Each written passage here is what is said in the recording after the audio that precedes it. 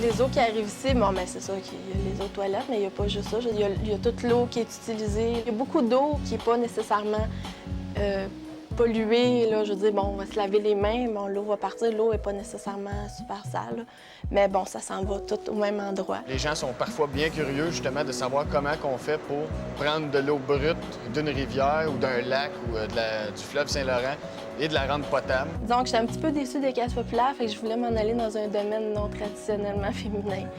Fait que c'est ça, j'ai décidé, j'ai fouillé un petit peu, puis j'ai trouvé assainissement de l'eau. Je suis une personne qui est très concernée par l'environnement. Je cherchais un métier noble qui respecte l'environnement, qui fait en sorte que, justement, qu'est-ce qu'on rejette dans l'environnement, bien, l'environnement peut le prendre. Ou bien non, qu'est-ce qu'on prend de l'environnement puis qu'on donne aux gens, comme l'eau potable, que ce soit quelque chose qui est de bonne qualité. J'ai étudié au cégep de Saint-Laurent. J'ai fait une technique en assainissement de l'eau. C'est 3 ans, la technique. Puis moi, je l'ai fait en 3 ans et demi. C'était une technique quand même assez dure, là. Et j'ai étudié dans le domaine du traitement des eaux à l'école Paul-Gérin-Lajoie, dans la ville de Vaudreuil-Dorion. Le DEP se fait en 2 années, alors que le DEC est sur 3 années. Et le DEP ne comprend pas de cours de formation générale. Et donc, les cours sont ciblés uniquement sur la base d'opération des techniques, tandis que le cégep enseigne le dimensionnement, la conception des usines, va travailler beaucoup plus du côté gestion, administration des usines. Et nous, on se concentre sur l'opération. Le département de traitement des eaux est doté d'une usine-école unique en Amérique du Nord. Elle comprend une grande variété de procédés pilotes, miniatures, qui sont à la disposition des élèves. L'usine-école, en tant qu'étudiant, c'est fantastique parce que tu te rends à l'école le matin et tu sais pas justement sur quoi tu vas jouer. Il y a tellement de choses à apprendre, à travailler. Même les cours théoriques, justement, ils ont un but, c'est de te faire travailler sur un équipement.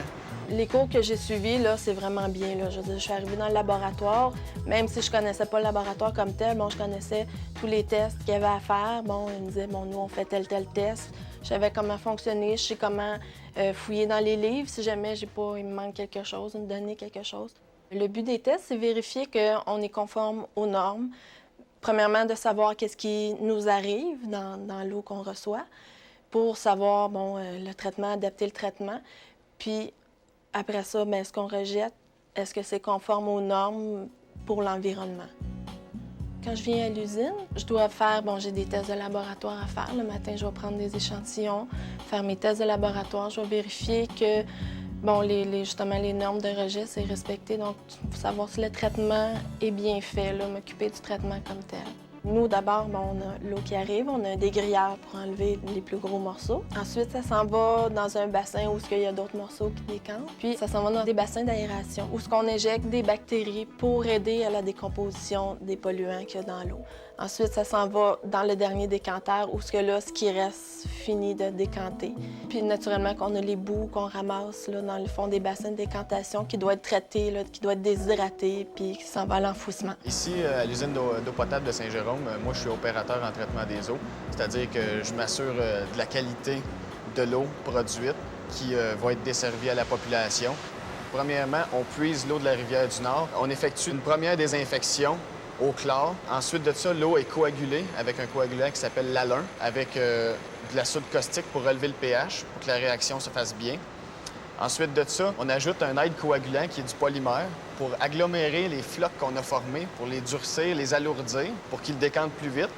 Avant que l'eau arrive au filtre, on fait une deuxième désinfection de l'eau pour garder un résiduel de chlore sur les filtres pour éviter la propagation de bactéries sur nos filtres ici. Puis après la filtration, l'eau est désinfectée une 3e fois avec du chlore et du bioxyde de chlore pour assurer une désinfection parfaite. Puis ensuite, on relève le pH de l'eau pour éviter que l'eau soit corrosive quand on l'envoie dans le réseau de distribution. J'ai appris la chimie en traitant de l'eau.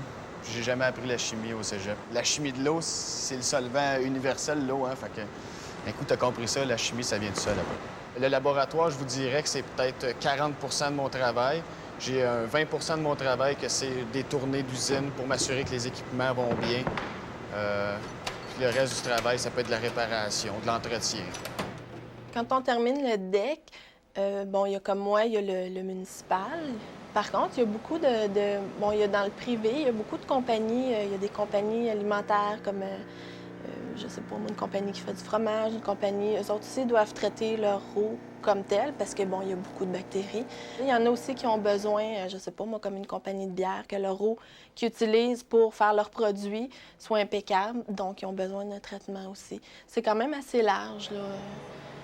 Comme domaine, là, il y a beaucoup de choses à faire. On ne fournit pas à répondre à la demande actuellement. On n'a pas assez d'étudiants qui finissent pour combler les postes. Donc, c'est certainement un emploi assuré.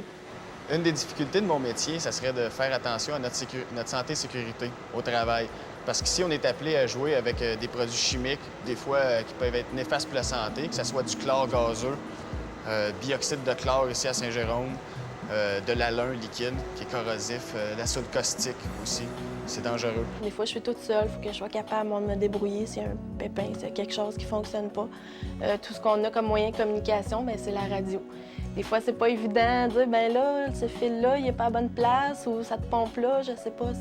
Fait qu'il faut être autonome, il faut savoir se débrouiller vraiment. Par rapport à mon métier, dans l'avenir, bien, c'est sûr que j'aimerais continuer du perfectionnement d'études, justement, peut-être en chimie, en biologie, parce qu'il y a beaucoup de traitements biologiques qui s'en viennent.